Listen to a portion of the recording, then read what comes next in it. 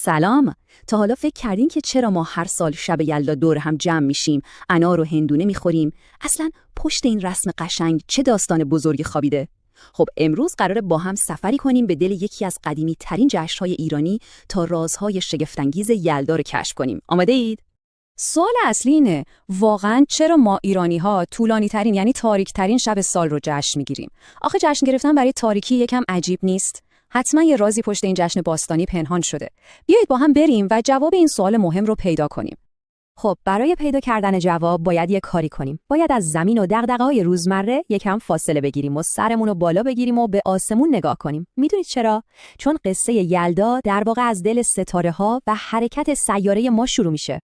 ببینین نکته کلیدی و علمی ماجرا اینجاست. شب یلدا دقیقاً همون شبیه‌ایه که از نظر علمی بهش میگن انقلاب زمستانی. حالا انقلاب زمستانی یعنی چی؟ یعنی یه رویداد نجومی خیلی خیلی مهم که هر سال توی تقویم سیاره ما اتفاق میفته. داستان از این قراره که محور چرخش زمین یکم کجه. همین کج بودن باعث میشه که توی این شب خاص ما که توی نیمکره شمالی زندگی میکنیم طولانی ترین شب و در نتیجه کوتاه‌ترین روز کل سال رو تجربه کنیم. این لحظه یه جور نقطه عطف کیهانی به حساب میاد. یه لحظه خیلی خاص. خب حالا نکته جالبش اینجاست. یلدا فقط شب آخر تاریکی نیست، بلکه دقیقاً نقطه شروع پیروزی روشناییه. یعنی از فردای شب یلدا همه چیز عوض میشه. مسیر خورشید توی آسمون کم کم طولانی‌تر میشه. روزها قدم به قدم بلندتر میشن و نور بازگشت قدرتمند خودش رو شروع میکنه.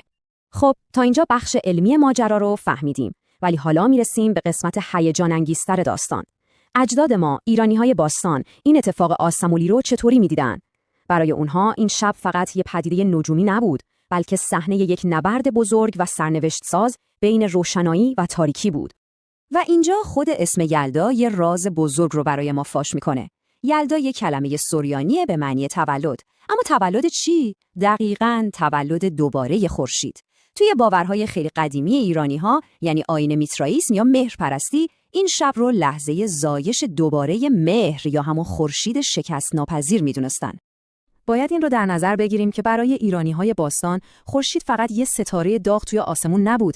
نه اصلاً، خورشید نماد خود زندگی بود، نماد نظم جهان بود و از همه مهمتر نماد پیروزی نهایی خوبی بر بدی بود. به خاطر همین بازگشتش و قوی‌تر شدنش یه اتفاق فوق‌العاده مهم بود که باید جشن گرفته میشد.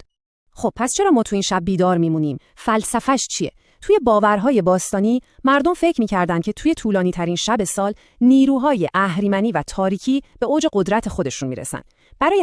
برای اینکه از خودشون محافظت کنن، دور هم جمع می‌شدن، آتش روشن می‌کردن و با نور و گرما